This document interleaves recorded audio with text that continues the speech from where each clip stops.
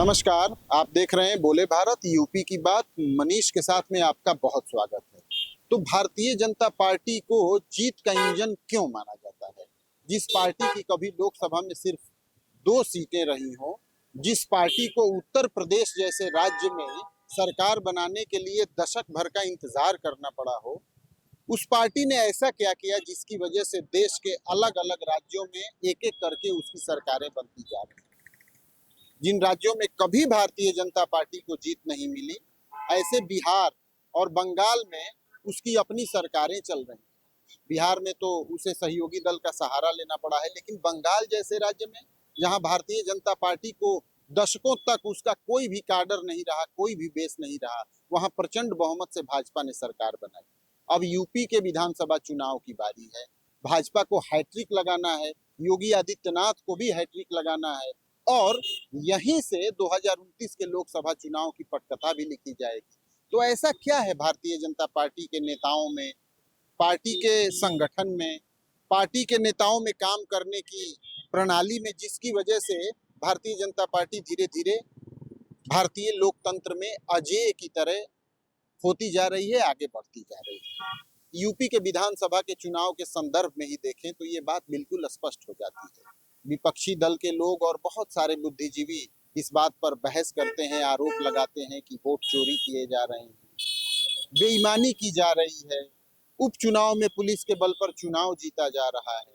लेकिन इन सारे आरोपों के बीच भारतीय जनता पार्टी का नेतृत्व जिस शिद्दत से चुनाव की तैयारी में लगा होता है, क्या वो गौण है?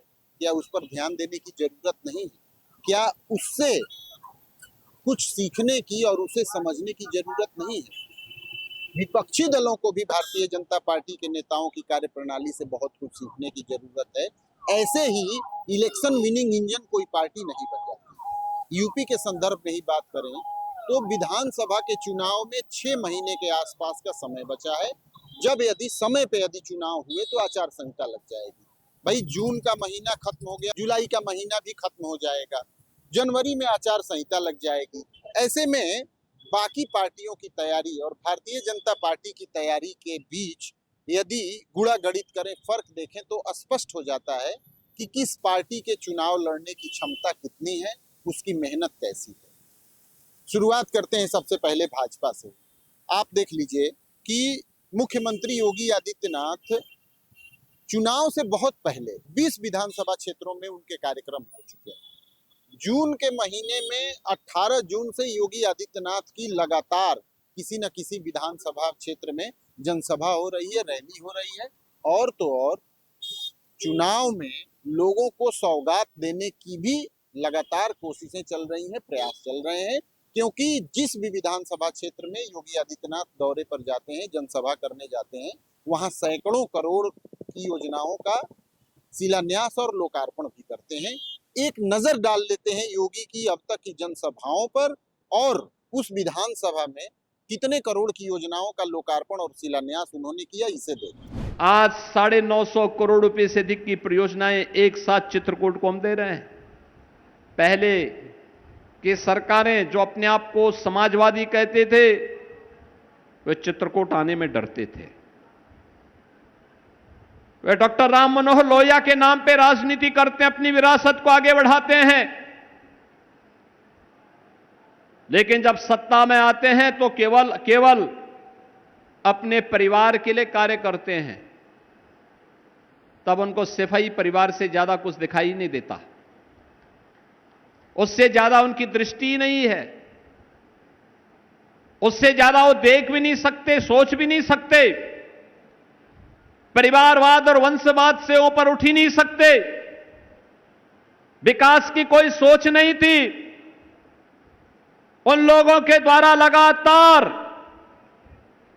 जब भी उनको मौका मिला, उन्होंने परिवारवाद और वंशवाद के नाम पर समाज में विद्वेष पैदा करने का जो कुत्सित कार्य किया है, आज भी वे उसी तर्ज पर काम कर रहे हैं। तो समझने वाली बात यह है कि मेहनत का क्या कोई विकल्प है? नहीं। और यही सबसे बड़ा आरोप समाजवादी पार्टी के मुखिया अखिलेश यादव पर लगता है।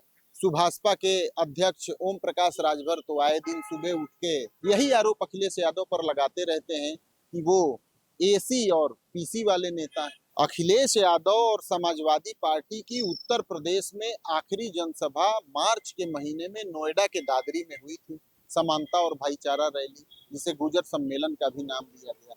उसके बाद अखिलेश यादव विभिन्न जिलों के दौरे पर तो जा रहे हैं, लेकिन कोई बड़ी राजनीतिक रैली सपा की तरफ से नहीं। अब आइए बात कर लेते हैं बहुजन समाज पार्टी की।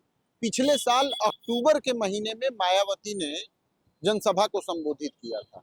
उसके बाद से आज तक पब्लिक मीटिंग मायावती की कोई नहीं देखने को मिली 2026 में।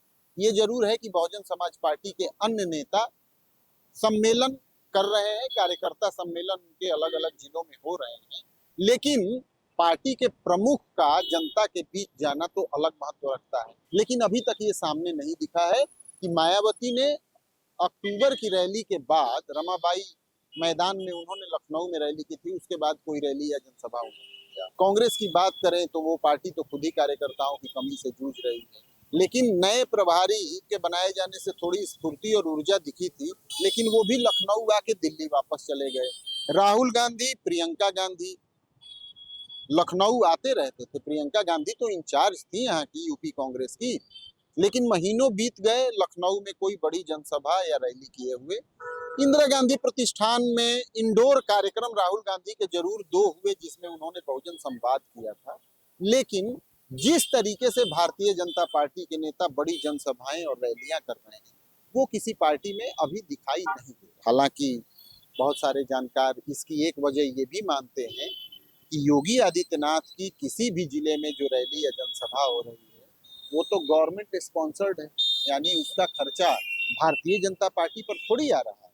लेकिन यदि अखिलेश यादव, मायावती या राहुल गांधी कोई जनसभा या रैली करेंगे किसी जगह पे, तो उसका खर्चा तो पार्टी को उठाना पड़ेगा।